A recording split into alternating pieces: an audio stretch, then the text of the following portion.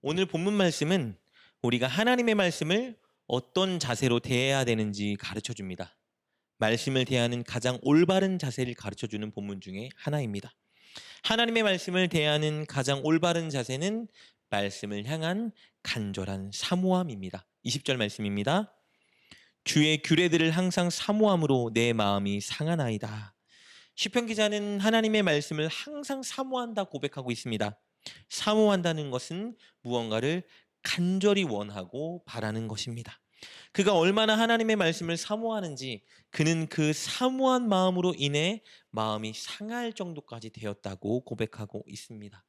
말씀을 향한 그의 이 마음은 단지 20절에만 표현되는 것이 아니라 오늘 본문 전체 구절을 통해 배어 있습니다.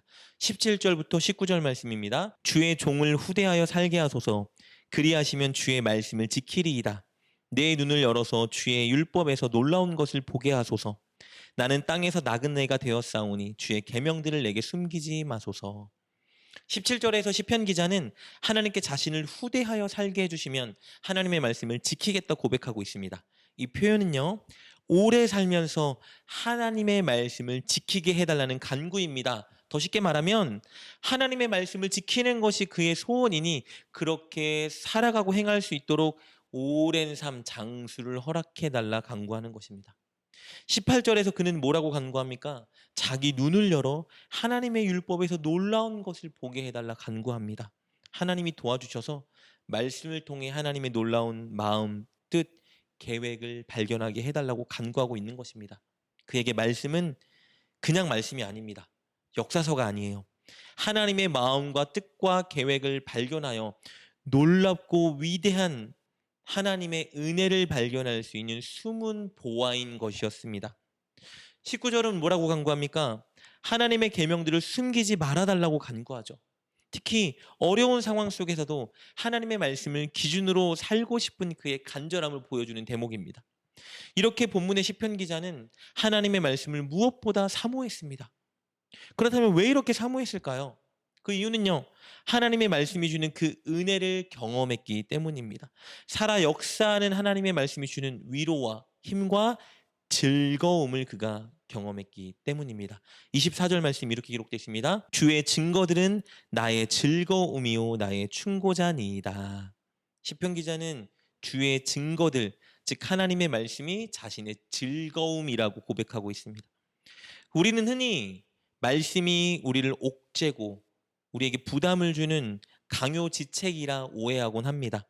말씀은 우리가 희생하고 손해보고 헌신하게 만드는 명령이라 오해하곤 하는데요.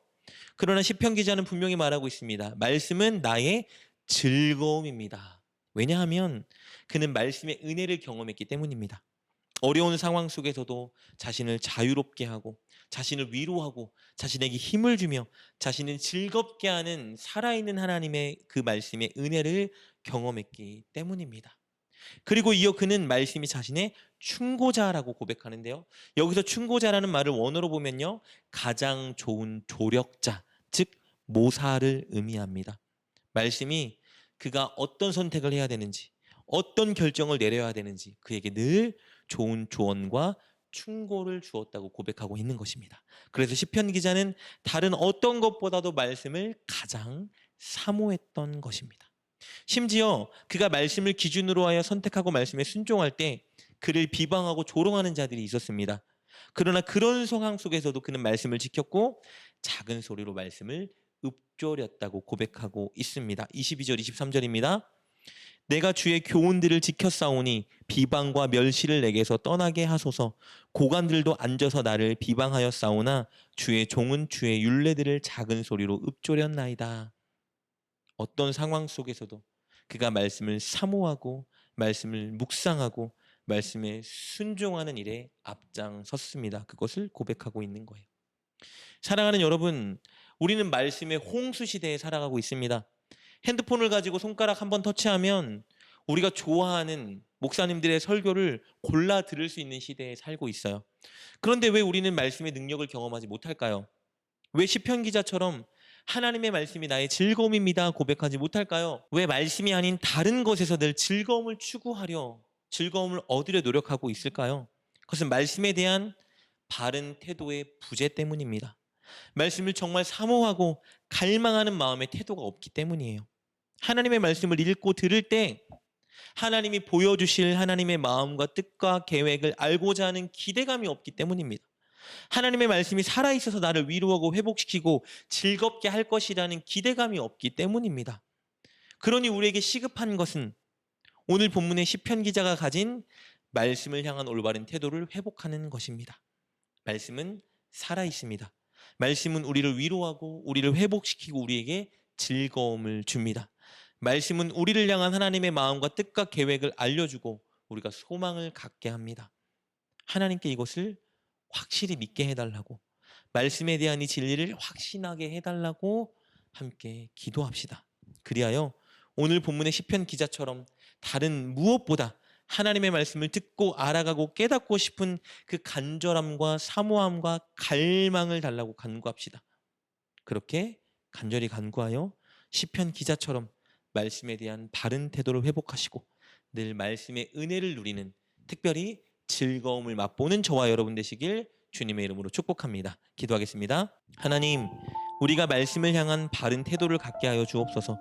하나님의 말씀은 우리를 위로하고 회복시키고 즐겁게 하는 살아있는 말씀임을 확신하고 믿게 하여 주옵소서. 하나님의 말씀은 우리가 무엇을 선택해야 하고 무엇을 행해야 하는지 알려주는 최고의 조력자라는 사실을 믿게 하여 주옵소서. 그리하여 늘 하나님의 말씀을 사모하고 갈망하며 말씀을 따라 사는 우리가 되게 하여 주옵소서. 예수님의 이름으로 기도드립니다. 아멘. 오늘 말씀을 통해 깨닫고 결단한 것은 무엇입니까? 그것을 붙들고 하나님께 기도합시다. 그리고 그렇게 실천하며 하루를 살아가는 여러분 되시길 주님의 이름으로 축복합니다.